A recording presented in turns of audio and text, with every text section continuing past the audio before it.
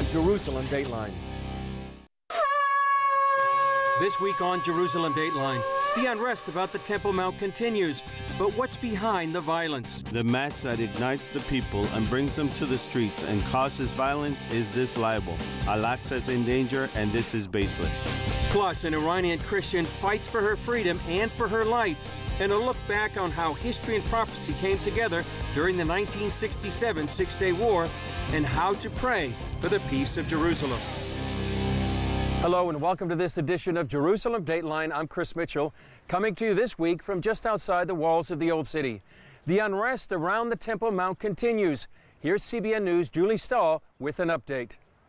Israeli police were on highest alert for Friday prayers on the Temple Mount. Because of the threat of violence, they limited entry to the site to men over 50 and all women. Prayers passed relatively peacefully, as they did last week. Later, clashes broke out in Palestinian areas outside Jerusalem, as they did the previous week. On Thursday, the Muslim Waqf told all Muslims they could return to pray on the Temple Mount. But nearly 100 Palestinians were wounded when they started rioting in the Old City after Israel removed all the metal detectors and security cameras it had installed. Trouble started on July 14th when 3 Israeli Arabs killed 2 Israeli policemen in a terror attack with weapons they had stored on the Temple Mount. The terrorists were subsequently killed on the Temple Mount compound. Julie Stahl, CBN News, Jerusalem. Many Palestinian protests revolve around one main issue. The Al-Aqsa Mosque on the Temple Mount is in danger. Just a rumor about Israel undermining the site can send Muslims around the world into a frenzy. It's a dishonest tactic aimed at not only undermining Israel, but Judeo-Christian values as well. It's one of the most holy and contested pieces of real estate on earth, the Temple Mount. For decades, Islamic leaders have incited Muslims to violence by telling them that the Al-Aqsa Mosque is in danger. First, they claim that the Israelis were undermining its foundations to make it collapse.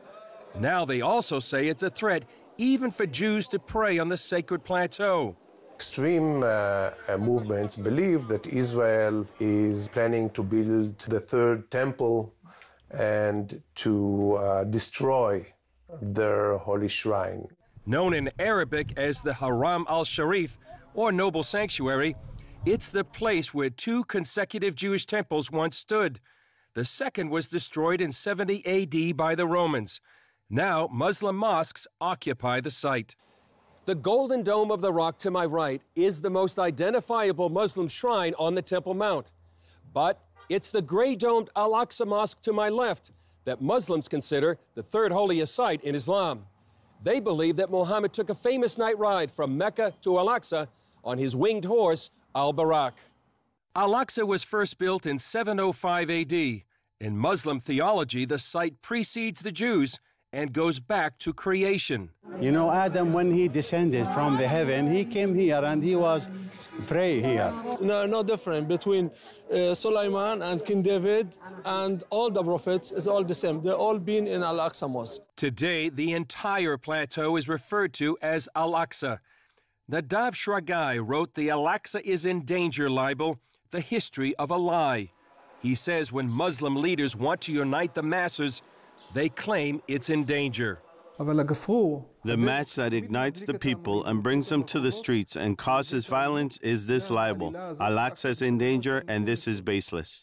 Archaeologist Dr. Gabriel Barkai says there have been excavations near the Temple Mount, but never under it. One of the cornerstones of Western civilization was never touched by the spade of the archaeologist. Barkai says it was Muslims, not Jews, who began digging in an attempt to rewrite history. Since the 90s, there were many destructive diggings going on in the Temple Mount, which were not for archaeological purposes, but the contrary, for destroying archaeological data. Around 2000, the Islamic religious authorities dug up thousands of years of history with bulldozers from under the Temple Mount to make room for a giant mosque. Barkai headed an operation to save artifacts from the discarded material. Years later, archaeologists and volunteers still sift through the debris. According to Shragai, then Grand Mufti of Jerusalem, Hajj Amin al-Husseini started the libel against Israel in the 1930s. He accused the Jews of wanting to collapse the mosques on the Temple Mount. That led to Muslim rioting and murder of the Jews, just the first of many incidents. Islamic expert Dr. Yitzhak Reiter says the tactic hasn't lost its potency. They really believe in what they think. The Al-Aqsa is in danger as long as Israel is controlling the eastern part of East Jerusalem. In 1969, the Muslim world blamed Israel for the arson attack on the Al-Aqsa Mosque by a visiting Australian Christian. That lie continues today. More trouble in 1996. The worst Israeli-Palestinian violence in 30 years broke out when Israel opened an exit for visitors to the Western Wall tunnels half a mile from Al-Aqsa. And in 2004, rain, snow, and a minor earthquake toppled the entrance ramp to the Temple Mount. That provoked an international Islamic uproar when Israel tried to rebuild it. We asked Muslims in Jerusalem what they think. It's in danger. To destroy him, to took the place, it's in danger. They are digging underneath it and digging and digging, and they don't find anything. God will save it. Recently, Israel arrested a key Islamic figure for incitement. He told his followers Israel planned to break into the Temple Mount, and they should use their bodies to prevent Jews from going up there. Experts say it's important the West takes notice now, because millions of Muslims believe the lie is true. They say if it brought violence in the past, it will do so in the future. The Palestinian Authority just increased their budget to pay convicted terrorists and their families, and the move comes despite U.S. pressure to end the practice. On Friday, July 21st, 19-year-old Omar al-Abed entered this home and murdered 70-year-old Yosef Salomon and his two grown children. These pictures showed the brutality of the murders. The home was open, the door was unlocked because they were waiting for people from the community to come and celebrate with them the birth of this new grandchild. And within seconds, they were murdered in their own homes. After the murders, Abed was shot and is now recovering in an Israeli hospital. But according to a long-standing policy by the Palestinian Authority, he'll now start receiving a salary. From Friday, from the day that he was arrested, and he will get a life sentence for murder, and his salary eventually is going to reach 12,000 shekel, which is about in the area of $4,000 US a month. The U.S. and the European Union condemn this practice and have pressured the Palestinian leadership to stop. But according to Itamar Marcus of the Palestinian Media Watch, their funding has increased. In their 2017 budget, the PA increased spending to terrorist prisoners by 13% and by 4% to their families. This year, direct funding of terrorism has reached $355 million. There's a slap in the face to the United States. There's a slap in the face to the Foreign Affairs Committee of the Senate that just met last week to decide what to do about this. And I'm hoping that the Senate and the American people and the Congress and the administration will act very firmly on this reward to terror. The U.S. Senate is now considering legislation named after Taylor Force, a U.S. citizen killed by a Palestinian terrorist, to defund the Palestinian Authority if they continue to pay terrorists and their families. Senator Lindsey Graham told CBN News, "We're going to keep that aid flowing with one condition. The Secretary of State has to certify that the Palestinian government is changing their behavior. If he can't do that, we'll cut that money off." Marcus says the PA legitimizes these payments. And people don't understand why, and I'll explain why this is so important. The Palestinian Authority claims to its people that they have a right to kill Israelis, literally, a right to kill Israeli civilians, a right to kill women, children, babies, and they claim that a UN decision from the 1970s, which said that the Palestinians have the right to use all means to gain their rights, means they have a right to kill civilians. This is the way the Palestinian Authority interprets it, and they've said it numerous times, even in the last few months. Marcus argues passing the Taylor Force Act would send a powerful message to the PA that the United States rejects that kind of thinking. Up next, ISIS may be gone from Mosul and other Iraqi cities, but what will happen to the Christians? Although the United States and other coalition partners have driven ISIS away from Iraqi cities like Mosul, the task of rebuilding remains enormous. But the question for others is, what will become of the persecuted Christians? These are the sights of victory, people dancing and waving flags in the streets. And these are the sounds, commanders declaring historic success against ISIS. Over the last 3 years, through Iraqi determination, ISIS has been on an increasingly rapid decline, losing Tikrit, Ramadi, Fallujah, and now Mosul. Iraqi security forces, on the other hand, have only improved and gotten stronger. This victory today, it's not a victory of Iraqi people.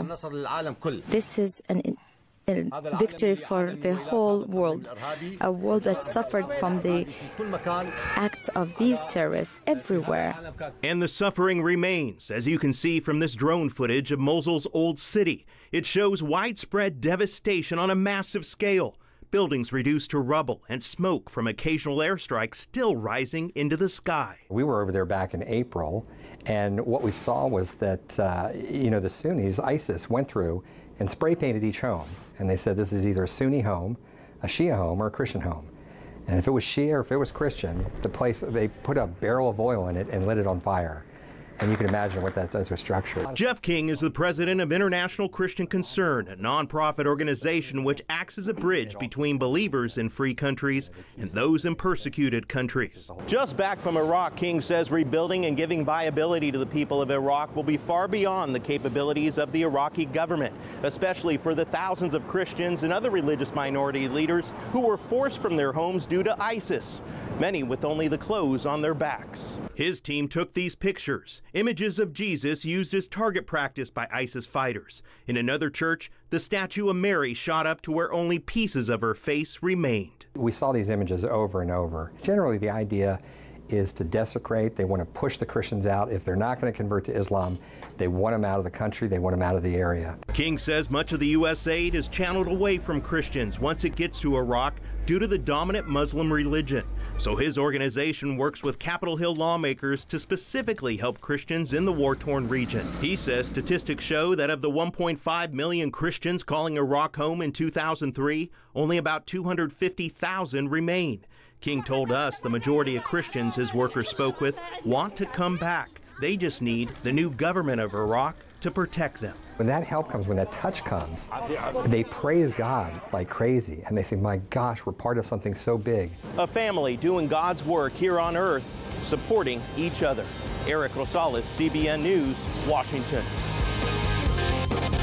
Coming up, an Iranian Christian in Sweden fights for her freedom and maybe even her life. After allowing in more migrants than all of Europe combined in the past few years, Sweden has yanked the welcome mat. And now Christians are being sent back to their home nations to face certain torture and even death in Muslim nations. CBN's Dale Hurd reports on one such case from Sweden. Sweden is about to deport Iranian Christian actress Aydin Stranson back to the Islamic Republic of Iran, where she faces torture, rape, and even death in an Iranian prison. But as Swedish officials have told Aydin, becoming a Christian was her decision. And now it's her problem, and not theirs. This from a nation that thinks of itself as one of the most humane countries in the world. After all, Sweden is the humanitarian superpower which welcomed refugees with open arms, until the government took too much political heat and decided some have to go, whether it kills them or not. Sweden's migration board even violates its own stated principles, that it will never deport asylum seekers to a nation where they will be harmed. The Migration Board has on its home page information about each country. And in the information regarding Iran, there are plenty of reports stating that it is standard to torture and to rape in Iranian prisons. And the question we have been asking the Migration Board time and time again is, why are you putting this information on your home page if you don't follow it? Swedish attorney Gabriel Donner has assisted an estimated 1,000 Christian asylum seekers facing deportation. Do you think in Aydin's case they think she's lying, or they just don't care? Primarily, they don't care. It's numbers. They have promised the public in Sweden that they will deport more people than before. And so they have to fill the quota. Aydin Stranson came to Sweden in 2014 on a work visa and adopted a Swedish last name. She had starred in films and a TV series in Iran, making her an even bigger target if she is sent back.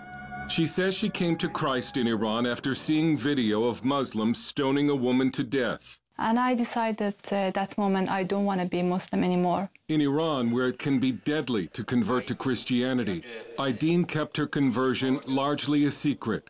But when she came to Sweden, she requested a public baptism. I want to have it baptized in a public because I want to say I don't afraid anymore. Iranian intelligence most likely knows too. She's already gotten threats from Muslims on social media. Article 33 of the Geneva Convention on Refugees, which Sweden signed, prohibits nations from deporting asylum seekers back to their home countries if they face danger. But that hasn't stopped Sweden. Donner estimates there are 8,000 Christian asylum seekers hiding in Sweden because they're under deportation orders. He says part of the problem is that migration officials don't understand why someone would become a Christian, and they don't understand what it means to be a Christian. Less than 20% of Swedes say they believe in God.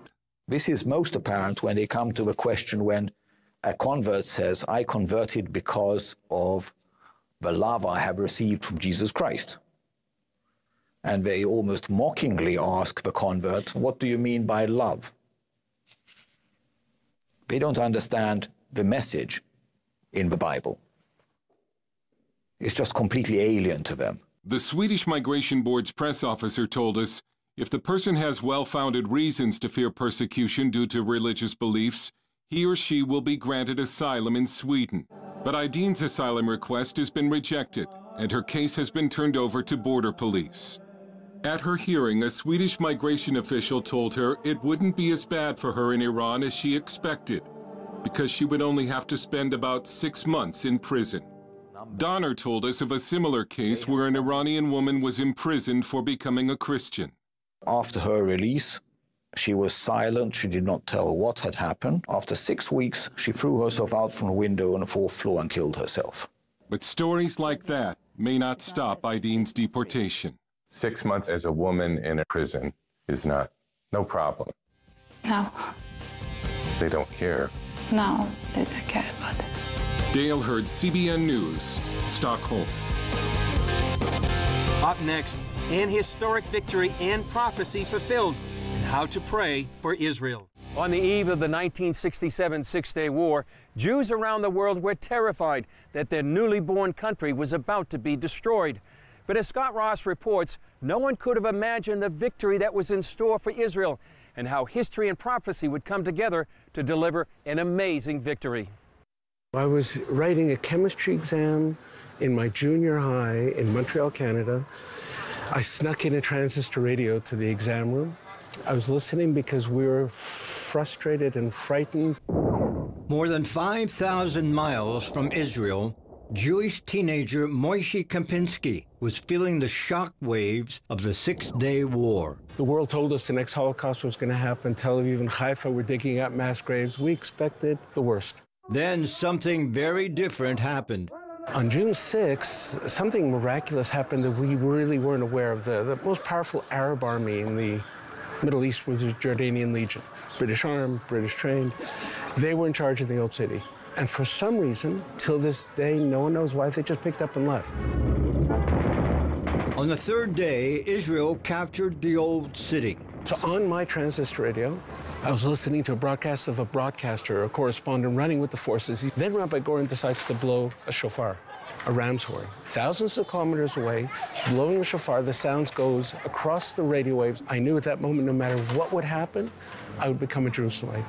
Author and shop owner Kempinski moved to Israel more than 30 years ago. How's it changed your life? I mean, that's a pretty loaded question. Not really. It's when I finally realized I'm not reading the Bible anymore. I'm not studying the Bible. I just became the Bible. When you realize that you're walking here is a fulfillment of prophecy. My child playing in the park 30 years ago, and I realized, you know what, maybe my son Yoni was the one that Zechariah saw in his vision when he says in Zechariah 8, there will yet be a time when old men and old women rest on the streets and children will play in the streets of Jerusalem.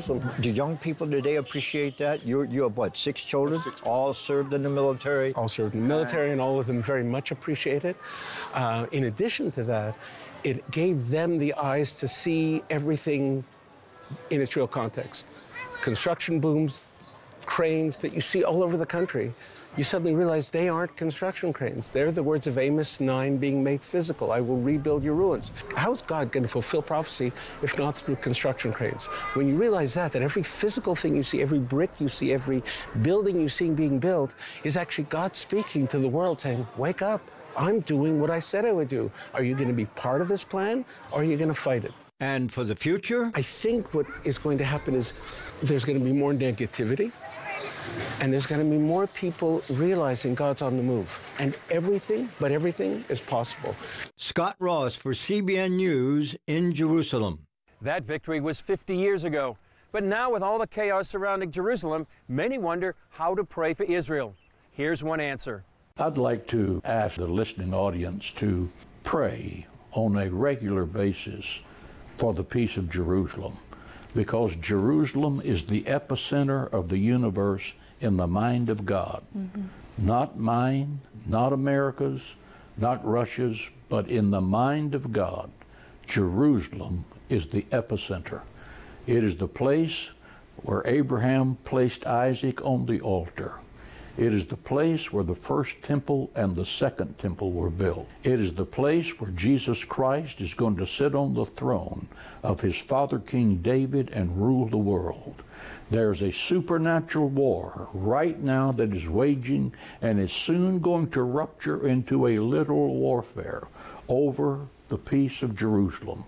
The Prince of Darkness wants that for the Antichrist. The King of Kings wants that for King Jesus. So when you're praying for peace in Jerusalem, you're praying for the peace of the world, but you're also praying for the sovereign will of God to defend the Jewish people and to defend the state of Israel. Please continue to pray for the peace of Jerusalem. And that video was an example of what you can see on our Facebook page. So check us out. You can also follow us on Twitter, Instagram, and YouTube. Thanks for joining us. I'm Chris Mitchell. We'll see you next time on Jerusalem Dateline.